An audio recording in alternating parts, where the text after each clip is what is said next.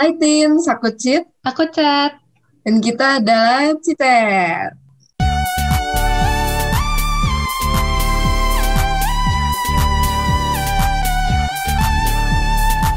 Yeay, dan kita hari ini ada tamu nih. Halo guys, aku Faye. Yeay. Nah, sebelum kita mulai pembicara topik hari ini, kita mau main dulu. Kita mau main This or That. Ya, aku yang ambil alih ya, teman-teman. Sip. Jadi, di permainan This or That ini, Cit sama Chat harus milih salah satu dari dua pilihan.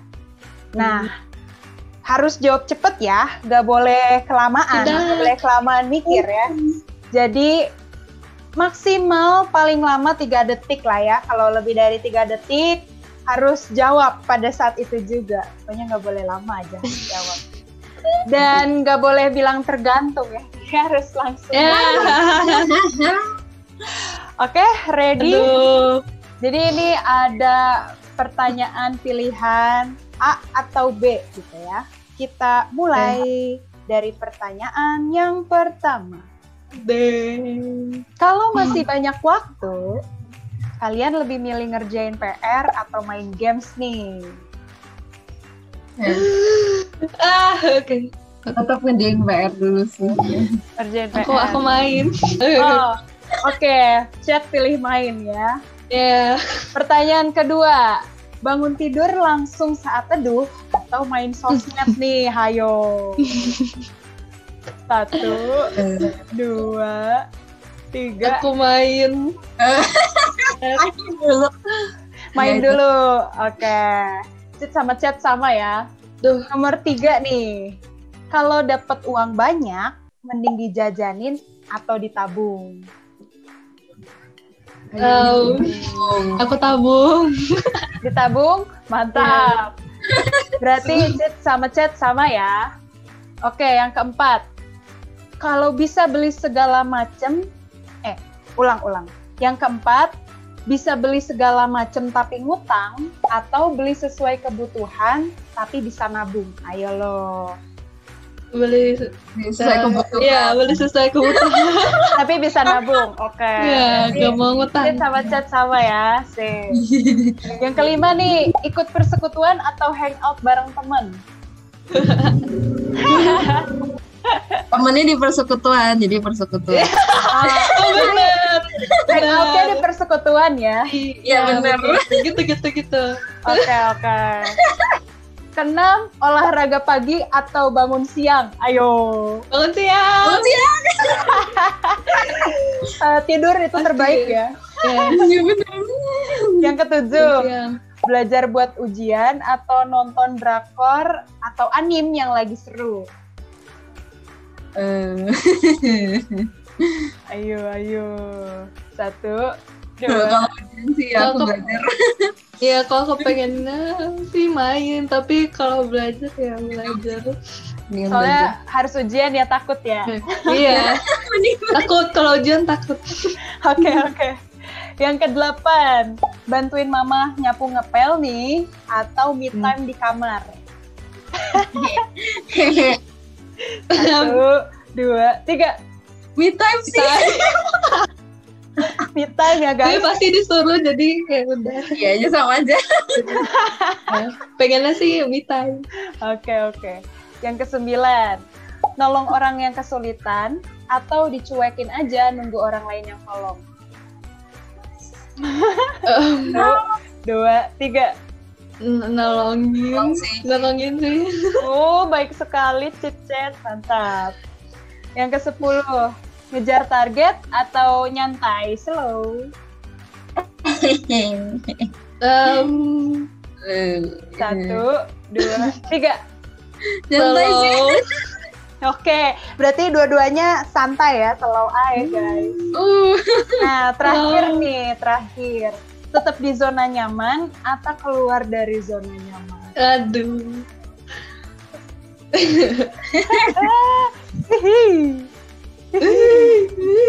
Satu, dua, tiga. Zona nyaman. Kepengennya. Chat apa Chat? Pengennya. Zona nyaman. Oke, zona Pengennya. Pengennya. Oke, selesai deh permainan kita. Yeay. Wah susah ya pilihannya. Susah ya pilihannya. Ya karena kita kepengennya milih yang enak terus ya. Iya, apalagi udah enak gitu ya. Tinggal. Ya udah yang enak aja. Betul. Mm-mm. Nah, tapi itu contoh ya dari apa yang bakal kita bahas hari ini, yaitu tentang comfort. Gitu. Oh ya, Cid, kalau kamu sendiri ada nggak pengalaman keluar dari zona nyaman? Ada sih. Dulu Ceritain dong. dulu itu apa ya, waktu SD itu kan apa ya, ya SD gitu ya, masih dasar. Jadi aku tuh kalau kuis atau kayak misalnya nanti bakal ditanya dikit gitu, aku tuh nggak belajar gitu. Karena ngerasa udah masa aku udah ngerti gitu, palingan cuman yang gampang gitu kan. Iya. Dan ya gitu, tapi kalau ulangan aku tetap belajar sih. Cuman kalau yang gitu-gitunya itu loh, aku beneran kayak ya udahlah, lihat nanti aja. Seharusnya mah bisa, seharusnya. Karena kalau Tapi ya, ulangan gawat ya kalau nggak bisa. iya, kalau ulangan sih kayaknya gak bisa. Iya. Tapi hasilnya jadinya kurang maksimal sih, ya karena aku nggak belajar itu. Gitu. Kalau Chat sendiri gimana? Kalau aku juga sama-sama tentang belajar ya. Itu tuh pernah pas mau SMP kayak kan aku SBN-nya tuh di rumah, jadi kayak harus ngerjainnya di rumah, nggak di sekolah. Jadi ya buat aku kayak jadi lebih kayak aduh udahlah ntar aja bisa gitu kan, gampang gitu kan ngeremehin gitu. Ya aja kayak gampang. Slow Nah, aja gitu ya. Iya slow aja. Gak usah dikerjain sekarang. Nah tapi malah jadi jadinya keteteran gitulah, jadinya pas sudah mau akhir-akhir deadline baru dikerjain, jadinya sampai harus begadang ngerjain malam-malam karena kayak sampai sebelum deadline banget gitu kan, jadi kayak aduh cepet-cepet belum dikerjain gitu. Iya benar-benar. Jadi kesusahan sendiri. Itu sih. Tapi sebenarnya Kak, maksud dari comfort must fall itu apa ya? Nah, sebenarnya comfort atau kenyamanan di sini tuh bukan berarti kita nggak boleh istirahat ya, atau mungkin ngerasa nyaman dan aman. Tapi maksud dari comfort must fall ini artinya gimana sih kita bisa ngelawan kenyamanan atau keluar dari zona nyaman. Dan mengikut Kristus gitu ya, melakukan sesuatu sesuai dengan kehendak Tuhan Yesus gitu. Gitu ya. Kalau kakak sendiri punya pengalaman pribadi nggak tentang itu? Aku jelas punya dong.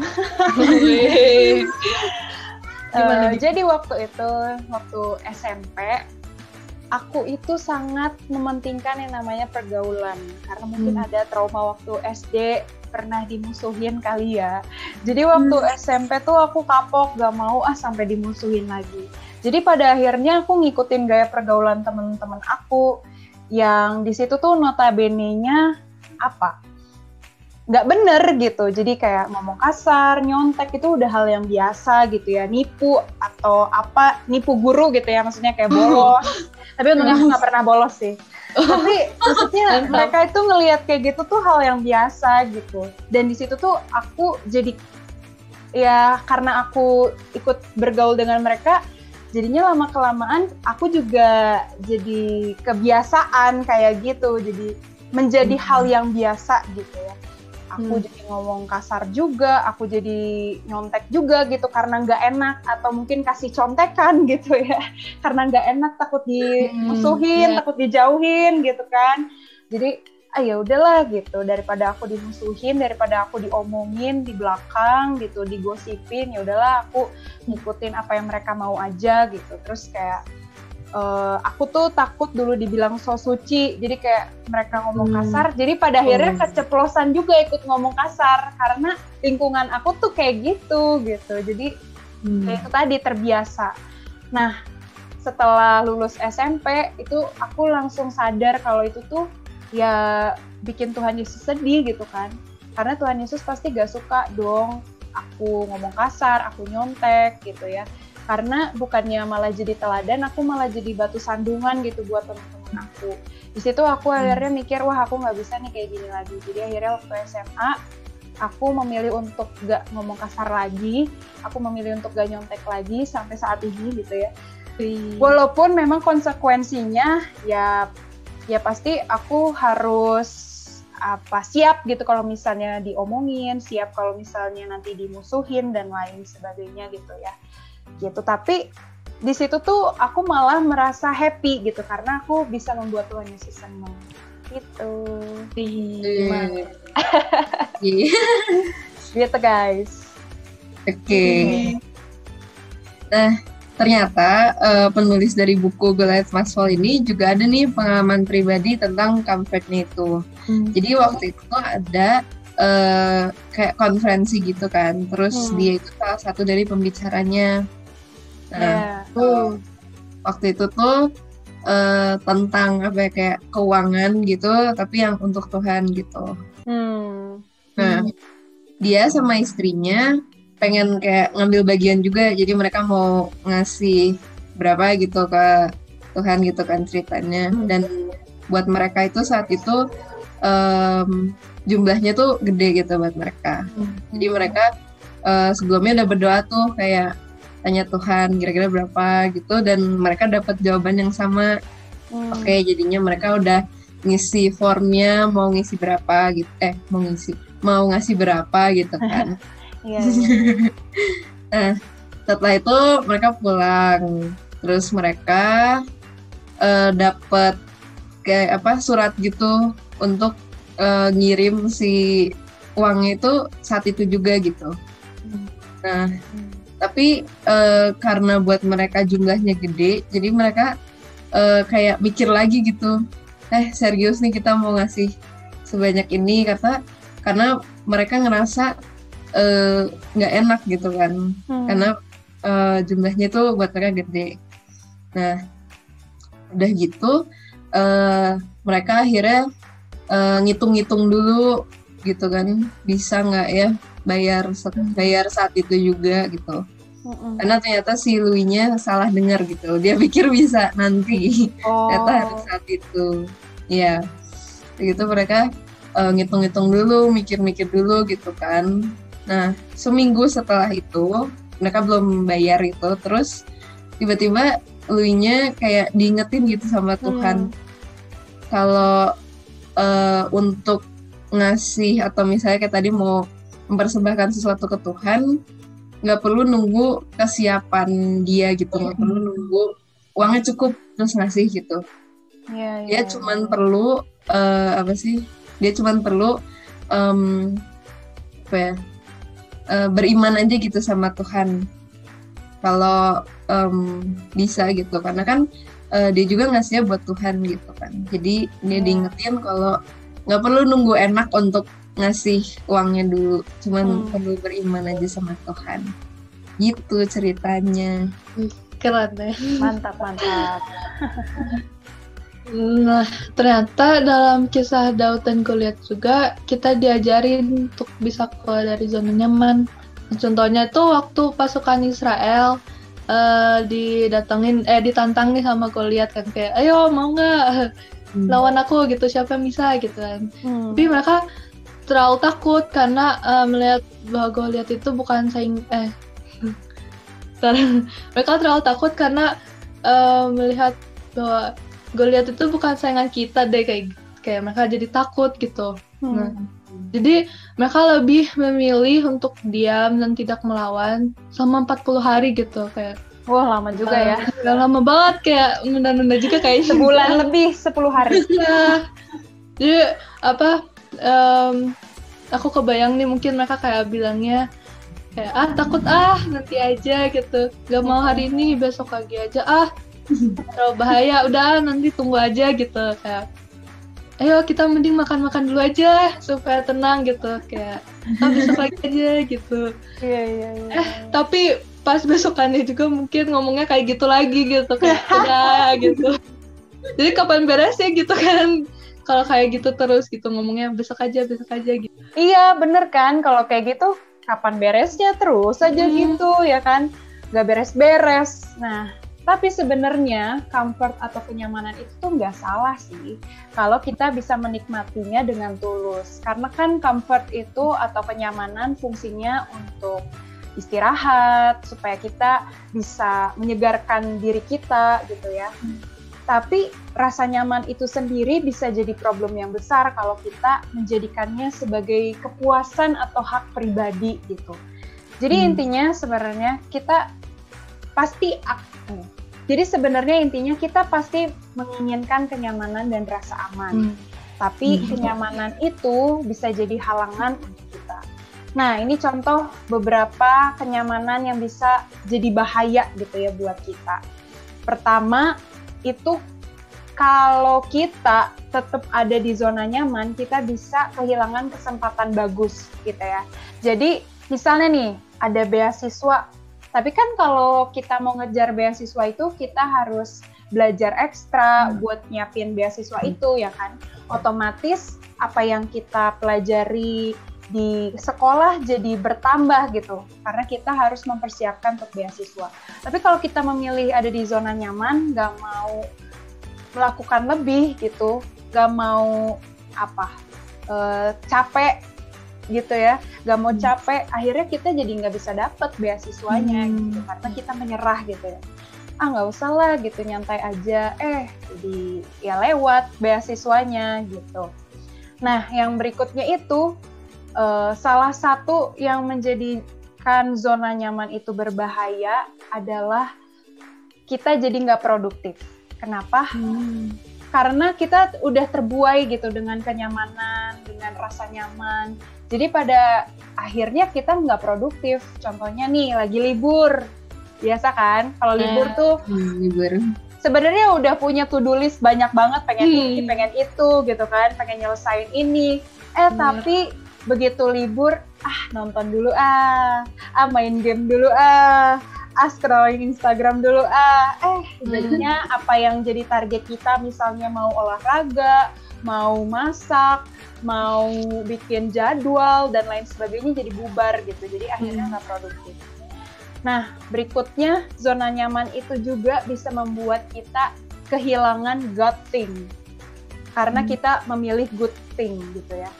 Contohnya kayak cerita kakak tadi gitu, kakak memilih untuk berada di zona nyaman gitu ya, dengan pergaulan kakak pada saat itu yang merusak kebiasaan baik gitu ya.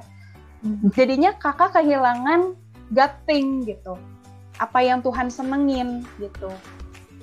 Jadinya ya pada saat itu aku jadi batu sandungan buat orang lain gitu, karena aku memilih yang menurut aku itu adalah hal yang baik gitu ya, good thing gitu.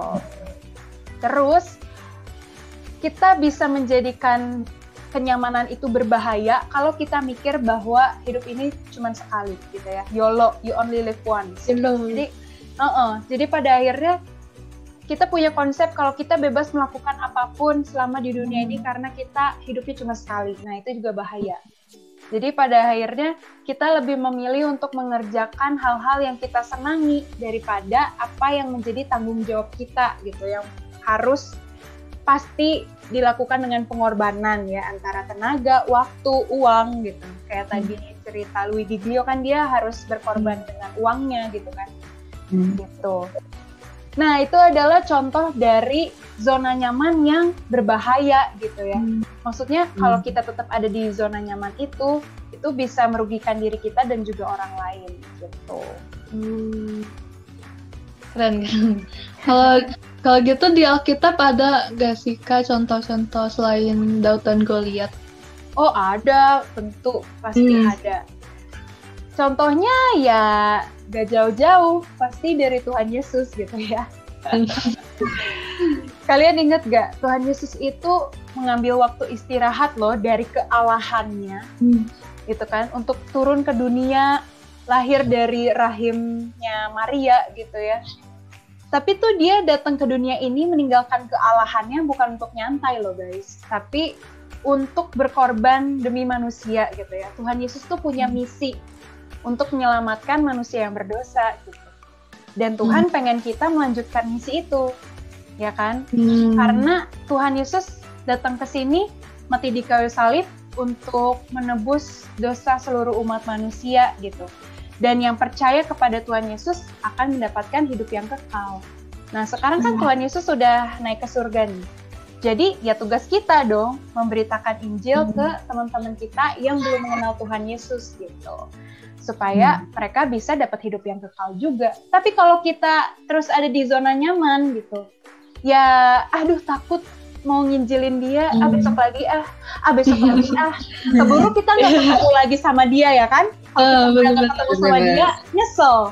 Terus kalau misalnya amit-amit gitu ya ada kabar dia, nanti kita jadi tambah menyesal gitu. Iya. Benar. Kalau gitu gimana untuk kita bisa membedakan kenyamanan yang masih wajar nih atau mana yang harus kita tinggalin? Sebenarnya simple sih, kita bisa lihat contohnya itu dari keseharian kita. Misalnya, kalau teman-teman sekolah kan biasanya ada periode kalian dikasih hari libur tuh kan. Dari semester 1 udah belajar, capek-capek gitu ya, padet, ya PR, ulangan, ujian, bla bla bla. Nah, terus kalian dikasih break tuh lumayan ya, biasanya sebulan ya, bener gak? Nah, itu adalah contoh dari kenyamanan yang wajar gitu. Itu waktu di mana kalian bisa beristirahat, memang sengaja dikasih. Tapi waktu istirahat itu juga nggak bisa kalian gunain asal gitu ya. Kalau nggak nanti jadi nggak produktif. Jadi kalian tetap harus mempergunakan waktu liburan itu juga dengan baik. Kalau nggak bisa jadi kenyamanan yang berbahaya dalam tanda kutip ya. Jadi merugikan diri kita sendiri gitu, yang harusnya kita bisa mengerjakan banyak hal, bisa mencoba hal baru misalnya, tapi karena kita mager, pengennya tidur gitu, bangun-bangun jam 1 misalnya, atau yang tadinya rencana mau langsing gitu ya, aku 1 bulan ini mau ngurusin badan gitu, terus olahraga, tapi karena mager gitu ya, bangun pagi atau misalnya baru ngeliat barbel aja udah capek, takut lemes, takut pegel-pegel, nggak usah, besok aja gitu aja terus ya kan, kayak bangsa Israel gitu contohnya. Oh iya benar-benar. Aku jadi keinget juga nih apa yang Paulus bilang di Filipi 2. Di situ kan Paulus lagi menasihati jemaat di Filipi untuk supaya tidak mencari kepentingannya sendiri atau pujian yang sia-sia. Paulus juga kan menasihati supaya mereka harus rendah hati dan mengutamakan kepentingan orang lain daripada kepentingan diri sendiri gitu kan. Di ayat 4 dan 5 isinya itu, dan janganlah tiap orang hanya memperhatikan kepentingannya sendiri, tetapi kepentingan orang lain juga. Hendaklah kamu dalam hidupmu bersama menaruh pikiran dan perasaan yang terdapat juga dalam Kristus Yesus. Iya, betul banget ya Chat. Jadi ya kayak contoh yang tadi ya, kalau kita misalnya memilih nyaman, gak usah lah nolongin orang gitu, karena kita mager nolongin orang gitu. Tapi ternyata Paulus kan bilang kita harus mengutamakan kepentingan orang lain daripada kepentingan diri sendiri gitu. Kita harus keluar tuh dari zona nyaman itu gitu. Jadi apa nih harus kita ubah? Kayaknya kalau aku sih bakal berhenti untuk menunda-nunda gitu dan belajar untuk langsung lakuin gitu kan, nunggu nanti gitu. Kalau Cit gimana nih? Aku bakal belajar keluar dari zona nyaman aku gitu. Walaupun pasti namanya keluar dari zona nyaman pasti nggak nyaman kan. Jadi betul. Harus adaptasi lagi ya. Iya. Nah, ini ada ayat-ayat nih yang bisa bantu kalian untuk ngalahin zona nyaman atau comfort zone ya. Yang pertama itu dari Amsal 6 ayat 6. Kita bisa mencontoh dari semut yang rajin ya. Terus dari Amsal 13 ayat 4, pemalas itu punya banyak keinginan katanya, tapi sia-sia gitu karena ya dia mager ngerjainnya gitu ya. Terus yang berikutnya dari Amsal 26 ayat 13, pergaulan yang buruk merusak kebiasaan yang baik. Amsal 10 ayat 4, tangan yang lamban membuat miskin gitu ya. Jadi nggak usah lah kita kayak sloth gitu ya, atau kungkang gitu bahasa Indonesia yang slow motion gitu ya. Itu kapan kelarnya kalau kayak gitu. Terus berikutnya dari Amsal 12 ayat 24, kemalasan mengakibatkan kerja paksa gitu. Contohnya ya kayak tadi Nicole gitu ya, menunda-nunda, jadi pada akhirnya SKS, sistem keputusan malam gitu, jadi kayak kerja rodi padahal udah dikasih waktu panjang gitu untuk belajar, untuk ngerjain gitu, tapi karena males jadi akhirnya kayak kerja paksa deh. Nah yang terakhir dari Amsal 12 ayat 27, orang rajin akan memperoleh harta yang berharga. Amin. Amin. Wah, terima kasih banyak Kak untuk sharingnya. Sama-sama. Makasih. Nah, jadi sebenarnya itu comfort itu bukan dosa ya, tapi kalau kita salah menempatkan kenyamanan itu yang bisa menimbulkan dosa gitu. Tuh. Bener. Nah, terus kesimpulannya nih, jadi ada 4 kebenaran yang perlu kita ingat nih. Yang pertama itu, kita harus ingat kalau iman kita itu berkembang dalam ketidaknyamanan. Jadi contohnya kayak perintah Tuhan untuk kita menyangkal diri dan menyangkal salib Tuhan. Itu kan pasti bukan hal yang nyaman kan buat kita. Yes. Tapi itu akan bikin iman kita bertumbuh gitu. Yang kedua, kita harus ingat juga kalau tujuan hidup kita itu untuk memuliakan Allah. Jadi motivasinya tuh bukan cuman untuk kita bisa bebas gitu, tapi untuk memuliakan Allah gitu. Yang ketiga, kita juga harus menyamakan standar kita gitu sama Allah. Jadi jangan ngikutin standar dunia ini kayak yang tadi ya. Kalau kita mau berjalan nih bersama Yesus, berarti kita juga harus meneladani Dia. Yes. Dan yang terakhir nih, kita juga harus ingat kalau hidup kita ini singkat. Jadi jangan suka menunda-nunda. Kerjakan apa yang harus kita kerjain saat itu juga gitu. Jadi jangan ditunggu-tunggu lagi. Dan juga itu untuk semuanya kita kerjain untuk kemuliaan Tuhan gitu ya. Betul banget. Tapi jangan salah kaprah ya. Hidup singkat dalam arti ini tuh bukan berarti YOLO tadi ya. Beda ya. Beda. Karena kalau YOLO tadi itu ya pada akhirnya kita jadi memanfaatkan waktu untuk kesenangan kita gitu. Itu salah ya. Memang life itu short gitu ya. Life is short. Tapi God is big gitu. Tuhan tuh lebih besar, dan kita itu tujuan kita di dunia itu untuk apa sih? Ya untuk memuliakan Tuhan gitu guys. Oke, segitu aja ya Teens buat hari ini. Jangan lupa like dan subscribe. Dan komen juga kalau kalian ada pengalaman tentang keluar dari zona nyaman kalian. Boleh ya di komen-komen. Komen-komen, oke.